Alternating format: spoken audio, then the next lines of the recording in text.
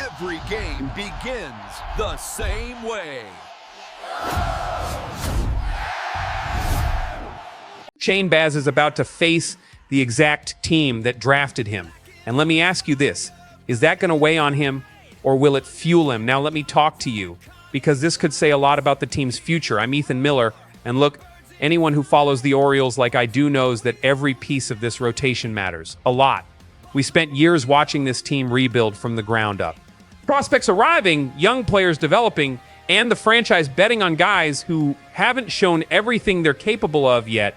And now, with Baz in the spotlight today in Baltimore, there's something bigger happening here. This isn't just a Saturday game. This isn't just a pitcher trying to lock down a spot in the rotation. There's a bigger story behind this, and that's exactly what we're diving into today.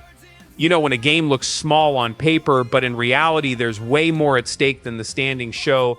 That's exactly what's happening today in Baltimore, because look, the Orioles have lost 3 of their last 4 games. That alone would already be a storyline, but today there's another layer I need you to pay attention to. Shane Baz will be on the mound today, and he's going up against the exact team that drafted him back in 2017, the Pittsburgh Pirates. Think about that for a second. The guy Baltimore invested heavily in, 5 years, $68 million, now has to prove himself against the very team that believed in him first. This isn't just another April game. This has context. Shane Baz is making his second start for the Baltimore Orioles today, facing the Pittsburgh Pirates on Saturday afternoon. On the Pirates side, Carmen Mlodzinski will take the mound, making his first start against the Orioles this season. Last night, Baltimore fell 5-4 after a second inning that completely unraveled.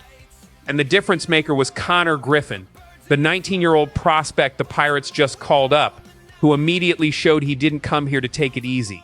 A double in his first at-bat, then he scored on a slide at home. The kid came to play. I'll be honest with you. When I watched last night's game, that second inning hurt. Not because the team played badly the whole time. They didn't. But because we let the game slip away at a moment when we needed stability. And that's where Baz becomes a key piece today, not just because of the result, but because of what he represents in this franchise's plan. If you want to follow every step of this team, make sure to subscribe. That's what this channel is here for. There's one point a lot of people overlooked in Baz's debut against Minnesota last week.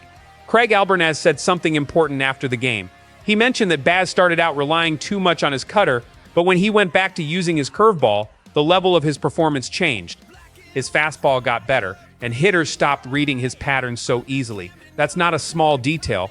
That's a smart pitcher making adjustments in real time. And if he comes in today with that sharper approach from the first inning, this could be a completely different conversation.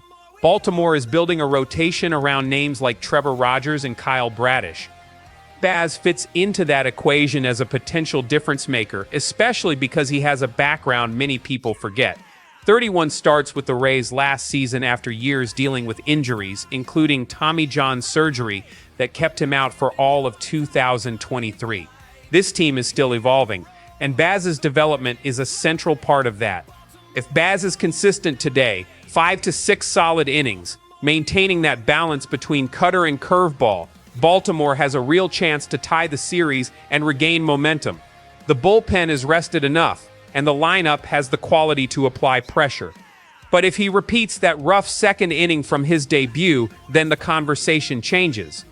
And the pressure on the rotation, which is already something to watch, only increases. If you followed this rebuild from the beginning, you know this team wasn't built to win everything right now. It was built to stay relevant for a long time.